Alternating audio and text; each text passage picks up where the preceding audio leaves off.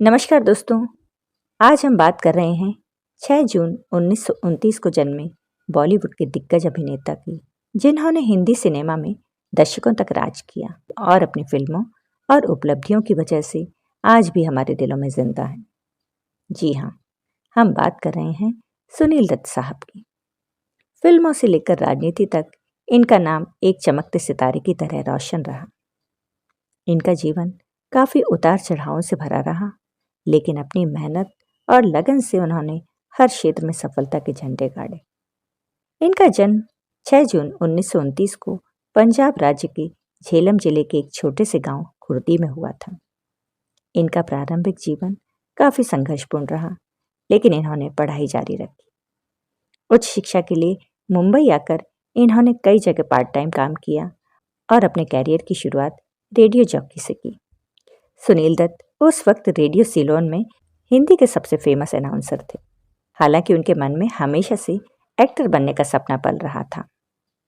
कई वर्षों तक रेडियो जॉकी की नौकरी करने के बाद सुनील दत्त की किस्मत तब चमकी जब आज़ाद भारत के 8 साल बाद 1955 में उन्हें पहली फिल्म मिली।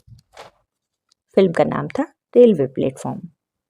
हालांकि ये फिल्म ज़्यादा कमाल नहीं दिखा सकी, परंतु उसके बाद बॉलीवुड की जानी मानी अभिनेत्री नरगिस के साथ सुनील दत्त को फिल्म मदर इंडिया में एक अहम रोल मिला।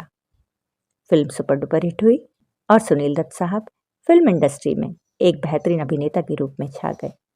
मदर इंडिया में सुनील दत्त और नरगिस के अभिनय ने कमाल कर दिया और ये फिल्म भारत की पहली फिल्म बनी जिसे ऑस्कर के लिए नॉमिनेट किया गया।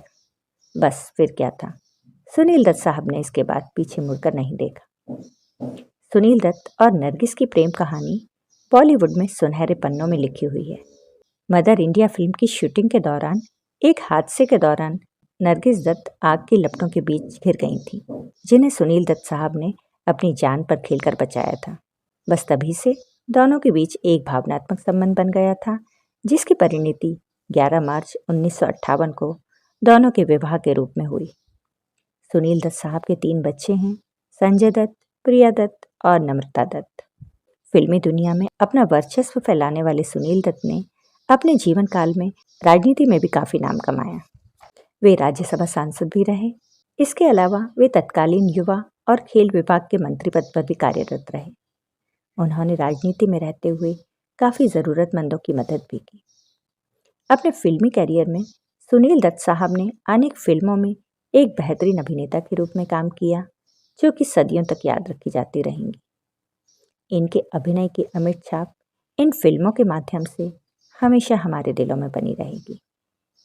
अभिनेता सुनील दत्त जाते जाते भी सबके दिलों में हमेशा के लिए अमर हो गए। साल 2003 में अपनी आखिरी फिल्म मुन्ना भाई MBBS में अपनी अदाकारी के जरिए सुनील दत्त साहब सबके दिलों में घर कर गए और ये फिल्म उनके बेटे संजय दत्त के कैरियर की भी सबसे बड़ी सुपरहिट फिल्म साबित हुई। इसके 2 साल बाद 25 मई 2005 को हार्ट अटैक की वजह से उनका निधन हो गया और हमने एक मंझे हुए कलाकार और राजनेता को खो दिया। लेकिन अपनी फिल्मों के माध्यम से सुनील दत्त साहब हमेशा याद किए जाते रहेंगे। इसी तरह की फिल्मी दुनिया से जुड़ी जानकारी के लिए मेरे साथ देखते रहिए फिल्मी सफ़रनामा। Thank you for watching. जय हिंद, जय भारत।